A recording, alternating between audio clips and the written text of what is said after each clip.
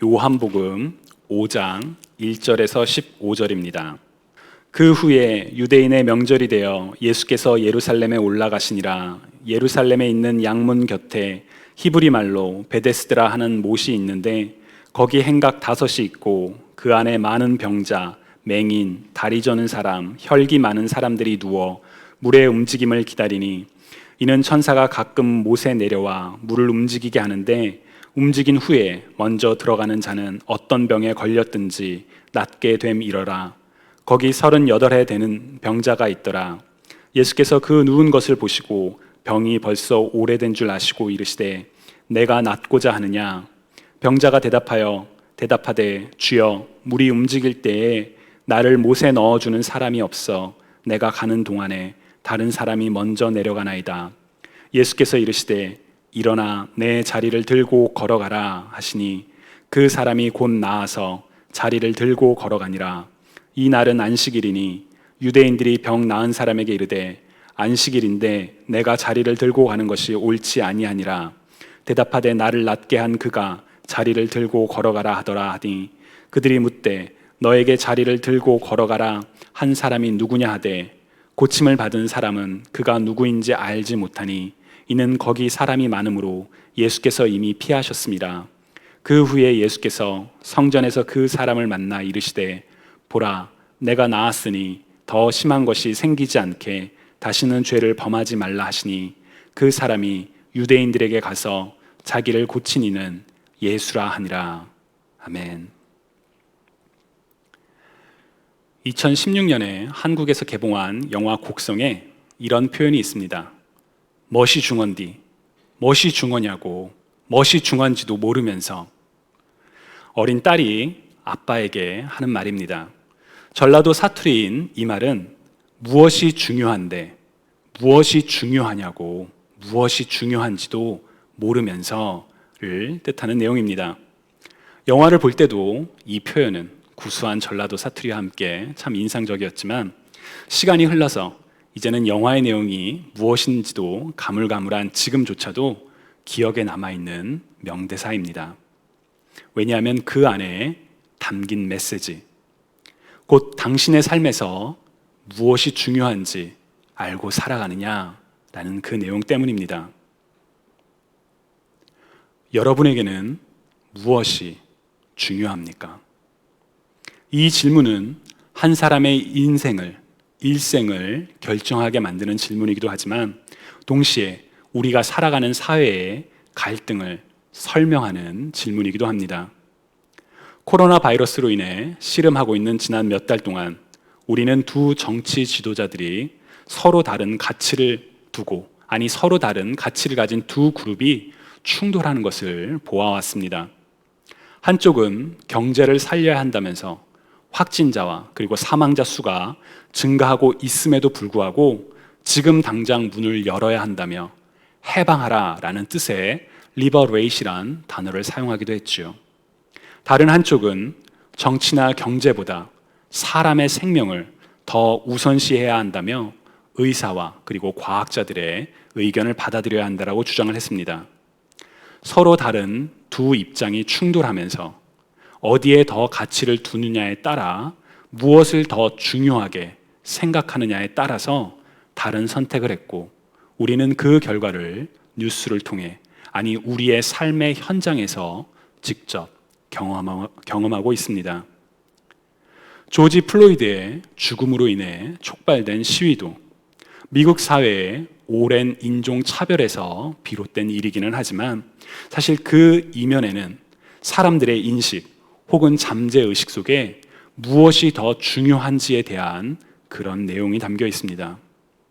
하나님의 형상을 따라 지음받은 인간을 동일하게 존중하면서 살아갈 것인지 아니면 자신이 가지고 있는 기득권을 당연하다고 생각하며 차별과 억압에 대한 인식 없이 살아가는가의 차이는 무엇이 중요하냐라는 질문으로 점철될 수도 있게 합니다. 그리고 무엇이 중요합니까? 라는 이 질문은 오늘 우리가 읽은 본문을 이해하는 데 있어서도 매우 중요한 질문입니다. 오늘 우리가 읽은 요한복음 5장은 예수님께서 베데스다라는 못에서 38년 동안 병을 앓았던 그 병자를 고치셨던 일을 기록하고 있습니다. 성경에는 예수님의 많은 치유가 기록되어 있지만 베데스다에서 병을 고치셨던 이 내용은 다른 치유 사건들과 차이가 있을 뿐만 아니라 읽는 사람들에 따라서 다른 강조점을 갖는 본문이기도 합니다. 먼저 호기심이 많은 사람들, 특히나 어린아이들에게 베데스다라는 이 장소는 참 의미심장합니다. 2절부터 4절을 보시면 예루살렘에 있는 양문 곁에 히브리 말로 베데스데라 하는 못이 있는데 거기 행각 5이 있고 그 안에 많은 병자, 맹인, 다리 저는 사람, 혈기 많은 사람들이 누워 물의 움직임을 기다리니 이는 천사가 가끔 못에 내려와 물을 움직이게 하는데 움직인 후에 먼저 들어가는 자는 어떤 병에 걸렸든지 낫게 되밀어라 라고 기록하고 있지요. 성경은 이처럼 베데스다가 어디에 있는지 그 장소를 구체적으로 기록할 뿐만 아니라 거기에서 일어나는 신비한 일, 곧 천사가 내려와 물을 움직이게 하고 그때 가장 먼저 들어간 사람은 어떤 병이라도 낫는다는 그런 신비한 일을 이야기합니다. 이 본문으로 어린아이들에게 설교를 한다면 아마 아이들의 눈이 반짝반짝 빛나는 순간일 것입니다.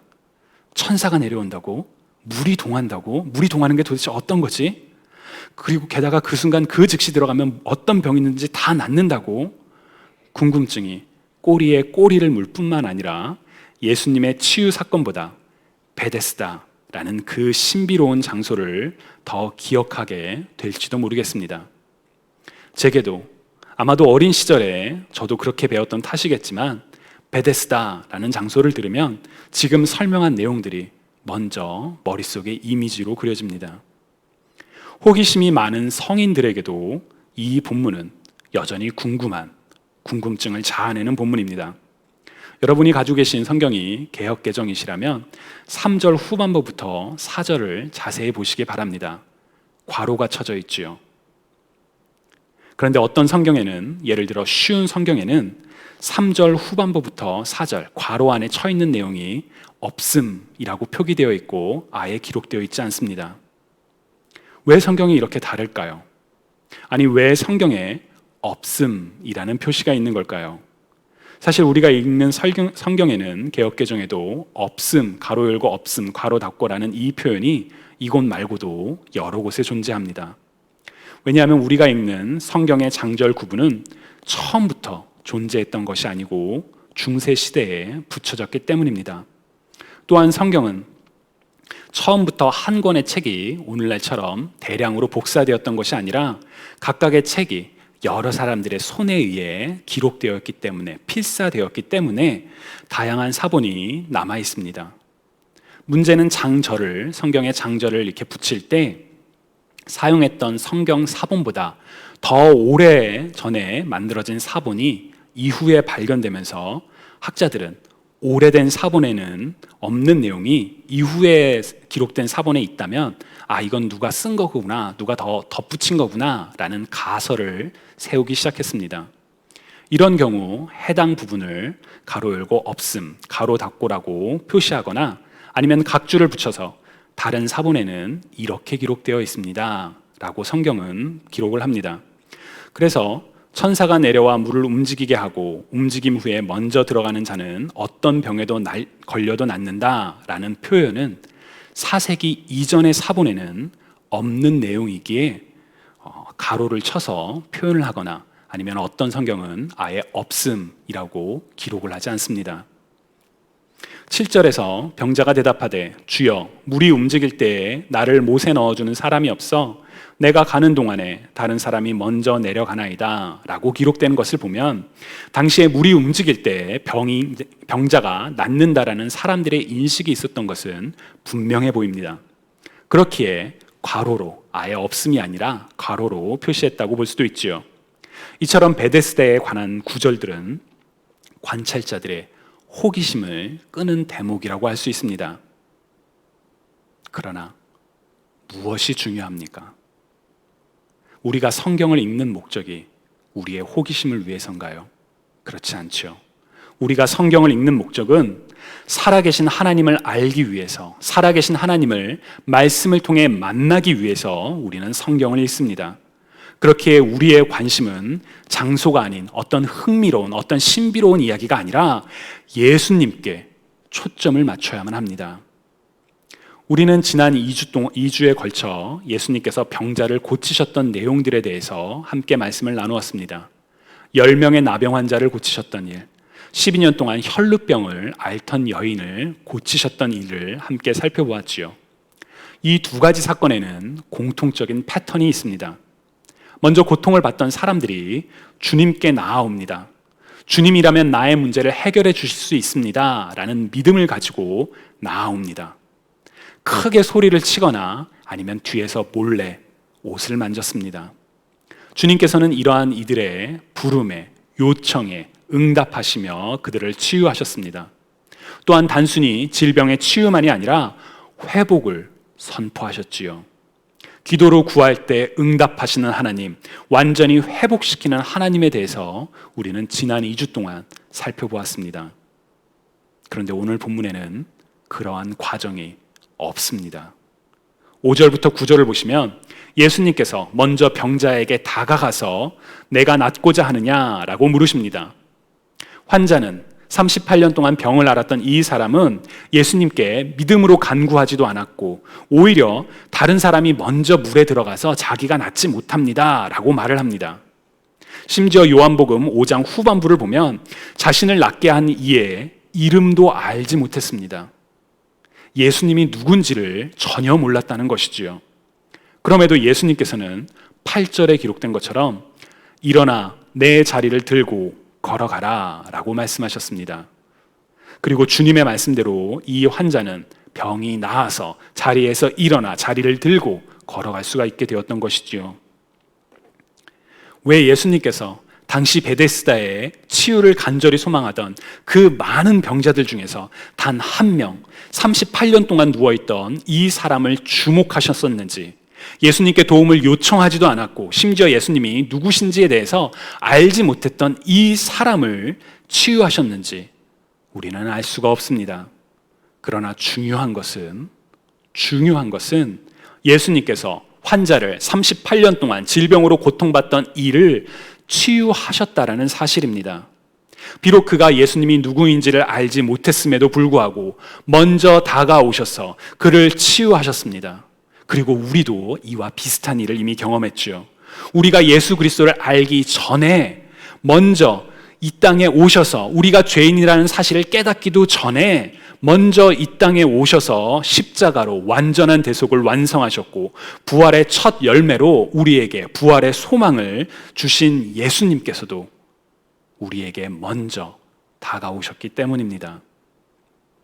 주님을 사랑하시는 여러분, 주님께서는 우리를 먼저 사랑하셨습니다. 하나님께서 여러분과 저를 먼저 사랑하셔서 예수 그리스도로 말미암아 하나님의 자녀가 되도록 우리를 구원의 길로 인도하셨습니다.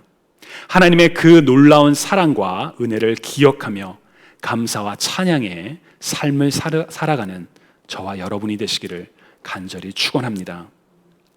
요한복음 5장에서 이와 같은 놀라운 구원에 먼저 다가오시는 구원의 은혜가 나타났을 때 무엇이 중요한가라는 가치의 충돌이 일어납니다. 바로 예수님께서 병자를 치유하셨던 날이 안식일이었기 때문입니다.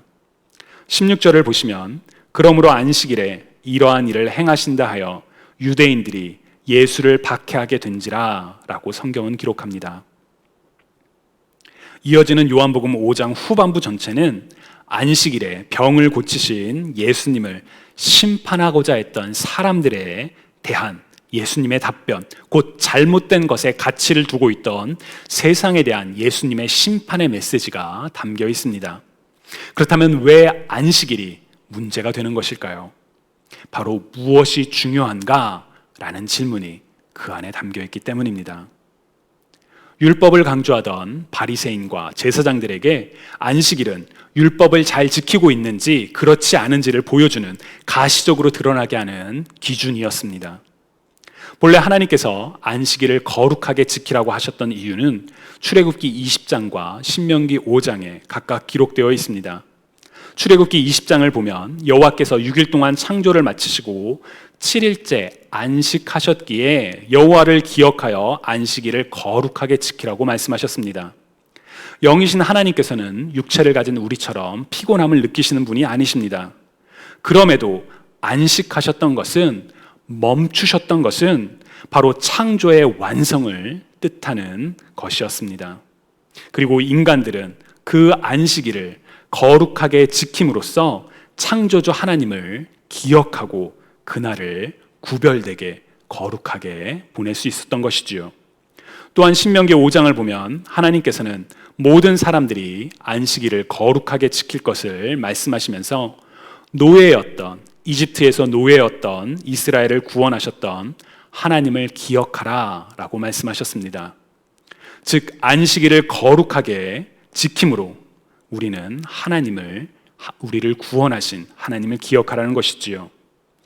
그런 점에서 안식일은 우리를 만드신 하나님께서 우리에게 주신 선물이며 그 날을 거룩하게 지킴으로 인해 하나님을 기억하고 하나님과 더욱 가까워지게 되는 바로 그런 축복의 날이 안식일이었습니다.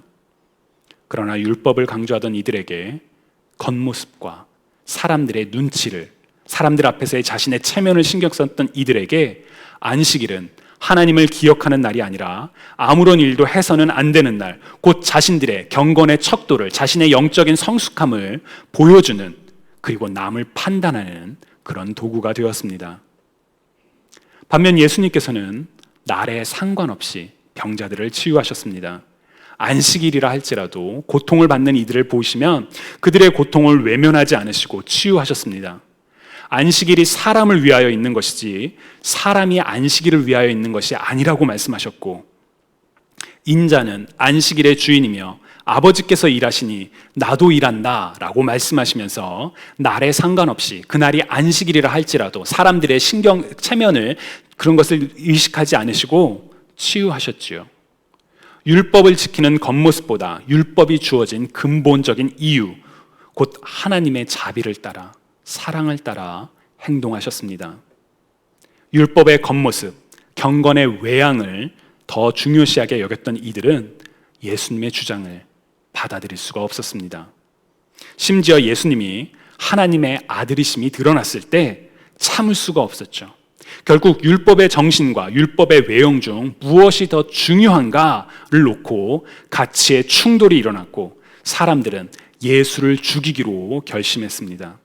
마태, 마가, 누가, 요한복음 모두 안식일 논쟁 뒤에 이들이 예수를 어떻게 해야 할까, 예수를 어떻게 죽일까 의논했다라고 성경은 기록하고 있습니다. 하나님의 아들인 예수 그리스도가 이 땅에 구원자로 오셔서 증거하셨던 일들을 바라보지 않고 자신들의 아집에 갇혀서 자신들이 더 중요하다고 생각하는 권위와 체면을 붙잡기 위해서, 유지하기 위해서 예수 그리스도를 십자가에 달려 죽게 했던 것이지요. 그들에게는 예수 그리스도보다 자신의 생각이, 자신들이 누리고 있던 지위와 체면이 더 중요했던 것이었습니다. 주님이 사랑하시는 여러분, 여러분에게는 무엇이 더 중요합니까? 앞서 말씀드렸던 것처럼 무엇에 더 우선순위를 두느냐에 따라 사람들은 다양한 선택을 하고 때로는 그 가치의 충돌로 인해 갈등과 대립이 일어나기도 합니다. 어떤 때는 무엇이 더 중요한지 세상의 기준으로 명확히 판단하기 어려운 상황이 있기도 합니다. 그러나 무엇이 더 중요합니까?에 대한 기준은 단 한 번도 변한 적이 없습니다. 무엇이 더 중요합니까?의 질문에 대한 그리스도인들의 답은, 하나님의 자녀들의 답은 이미 늘 항상 정해져 있기 때문입니다. 무엇이 더 중요합니까? 바로 하나님이십니다. 우리가 결정하고 행동하는 모든 가치 판단의 기준은 바로 우리의 생각과 우리의 판단이 아니라 바로 하나님이십니다. 지난주부터 중고등부 커넥티드 미팅에서 하나님과 정의라는 주제에 대해서 성경 공부를 하고 있습니다. 세상은 정의가 무엇인가에 대해서 쉽게 정의하지 못합니다. 그러나 정의가 무엇입니까?에 대한 질문의 답은 이미 정해져 있습니다. 바로 정의가 하나님이시기 때문입니다. 정의로우신 하나님의 뜻을 따라 하나님의 뜻이 이루어지는 것, 바로 그것이 정의이지요. 여러분의 삶의 판단의 기준은 무엇이 더 중요하다라는 질문에서 하나님은 어디에 계십니까? 제가 얼마 전에 오버커머라는 영화를 한 편 보았습니다. 용서와 정체성에 대한 참 좋은 영화, 여러분들께 추천하고 싶은 그런 영화입니다. 오버커머, 극복하다라는 그런 극복하는 사람이란 뜻이죠. 이 영화 속에 나오는 중요한 질문이 하나 있습니다. Who are you? 너는 누구냐? 라는 질문입니다. 이 질문을 받은 주인공은 처음에는 자신이 하는 직업, 자신이 하는 일, 그리고 자신이 가지고 있는 역할들, 아버지, 남편, 이런 것들을 이야기합니다. 그러자 질문을 하니까 다시 한번 묻습니다. 그러한 삶의 겉모습들은 언젠가 사라질 수도 있어. 너는 진짜 누구야? 라고 물어봅니다. 그러자 그 사람이 I'm a Christian. 나는 그리스도인이야. 라고 대답을 합니다. 그러자 질문을 하니까 내게 네가 그리스도인이라는 게 중요해? 라고 묻습니다. 그러자 중요해 라고 주인공이 대답합니다. 그러자 만약 네가 크리스찬이라는 게 그렇게 중요하다면 너는 왜 그 사실을 맨 나중에 말하니? 라고 물어봅니다. 정말 중요한 게 맞아? 라고 물어봅니다. 저는 그 장면을 볼 때 제 마음도 무거워졌습니다. 나에게 정말 중요한 것이 무엇인가? 나는 내 삶의 선택에서 정말 중요한 것을 알고 중요한 것을 선택하며 살아가는가? 내 자신은 물론 내 주변에 많은 영향을 끼치는 행동들이 정말 중요한 것을 지키기 위해서 정말 중요한 것을 이루기 위한 것들인가? 라는 생각에 마음이 함께 무거워졌습니다. 주님을 사랑하시는 여러분, 오늘 본문에서 예수님께서는 무엇이 정말 중요한 것인지 38년 동안 고통받았던 병자를 안식일에 치유하심으로 우리에게 분명하게 보여주셨습니다. 아니, 이 땅에 오신 예수 그리스도의 삶과 죽음 그리고 부활은 하나님께서 정말 중요하게 여기시는 것이 무엇인지 우리에게 분명히 증거합니다. 바로 우리를 향한 변하지 않는 하나님의 신실한 사랑입니다. 정의로우신 하나님이시기에 죄를 심판하실 수밖에 없지만 죄인들을 불쌍히 여기사 하나님의 아들로 하여금 우리의 죄를 대신하여 죽으시고 부활하심으로 우리를 구원하시는 하나님의 사랑과 자비를 성경이 증거하고 있습니다. 하나님의 은혜로 예수 그리스도로 말미암아 구원을 받은 여러분들에게 중요한 것은 무엇입니까? 무엇이 중요합니까? 하나님께서 허락하신 삶에서 우리를 부르신 각자의 자리에서 정말 중요한 것인지 무엇인지 분명히 알고 그렇게 행동함으로 하나님을 기쁘시게 하는 하나님의 자녀로 살아가는 저와 여러분이 되시기를 주님의 이름으로 간절히 축원합니다. 우리 이 시간에 함께 기도드리시겠습니다.